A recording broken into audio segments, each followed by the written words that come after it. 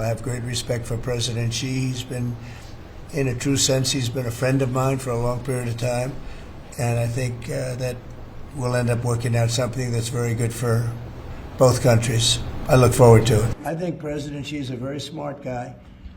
And I think we'll end up making a very good deal for both. And next steps for China, sir?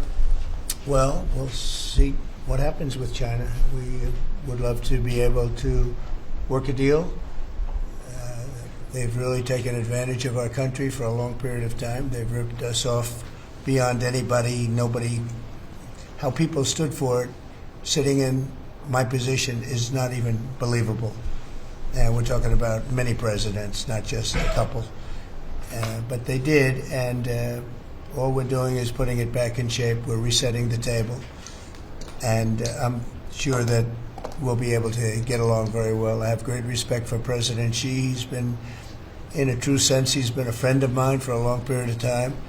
And I think that we'll end up working out something that's very good for both countries. I look forward to it. Mr. President, China retaliated today by reducing the number of American films that can be shown there. What's your reaction to them now targeting cultural exports from the United States? I think I've heard of worse things. At the end of the 90 days, will you put those higher tariffs in place, or will you extend? Well, that's what would happen. I mean, if we can't make the deal that we want to make, or we have to make, or that's good for both parties, it's got to be good for both parties. You wouldn't. And then we go back to where we were. You go back to the numbers that you announced last week. I think so. You wouldn't extend the pause. No, we'll have to see what happens at that time. Thank you, Mr. President. You said yesterday you were considering some exceptions for companies. Can you talk about what you're considering? And then also on the reciprocal tariffs, you said they'd be substantially lower. Is the same math formula going to be used, or is that tossed out? I'm not considering now for any country or company, but it's possible that I would. But I'm not. We don't have that situation right now. People understand where we are, what we're going to do. But it could happen. It's called flexibility. You have to have certain flexibility. Mr. President, on the 10% tariff, is that a basement? Is that the floor? It's a baseline. Can countries negotiate that to bring that It depends down? on what they're adding. Some countries we have massive deficits with, or they have big surpluses with us, and others it's not that way. So it depends. That's why it's really they're all different. Every country is different. Some have certain advantages that others don't have, and certain things. We have China has a surplus of $1 trillion. I mean, the numbers are crazy.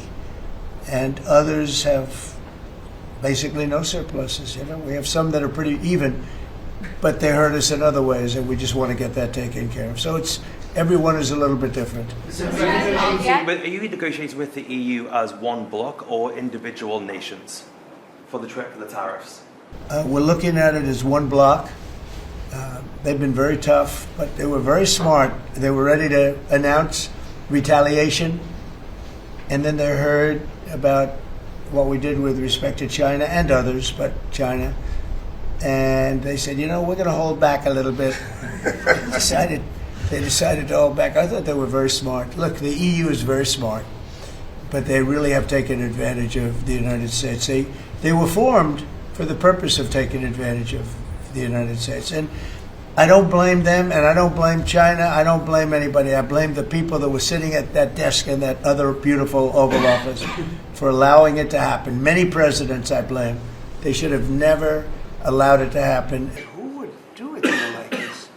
Who would do it? You've seen it, Elon. Yeah. I'd look at deals where it's so one. Some economists are saying that right now is technically embargo on China with 125% tariffs. Are you concerned of escalation beyond the trade war with China? No, I'm not concerned. I think President Xi is a very smart guy, and I think we'll end up making a very good deal for both. But, we've been treated so badly for so many years. Again, we allowed that to happen. We've been treated so badly for so many years. But no, I don't expect that. I think President Xi is one of the very smart people of the world, and I don't think he'd allow that to happen. And we're very powerful. This country is very powerful. Let me tell you, it's far more powerful than people understand.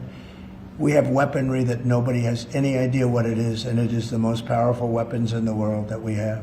More powerful than anybody, even not even close. So nobody's going to do that. But I think that if that's what you're referring to, maybe it's not.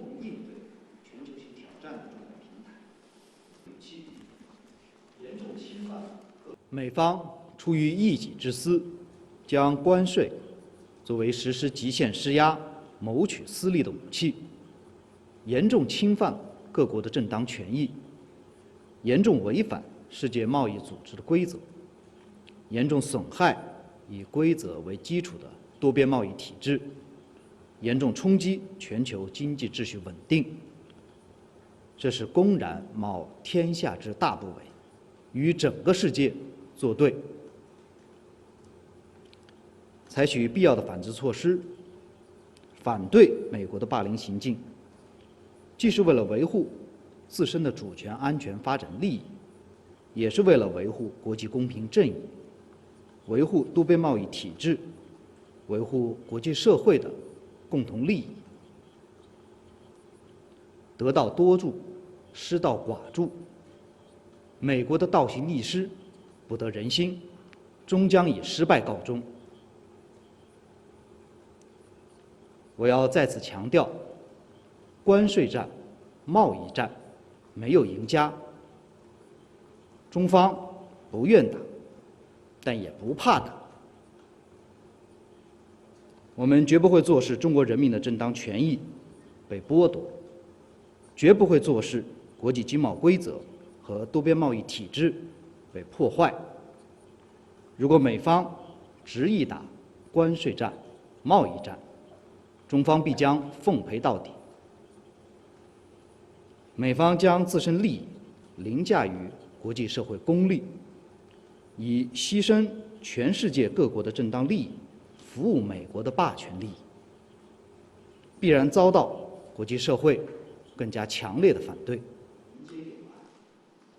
中国将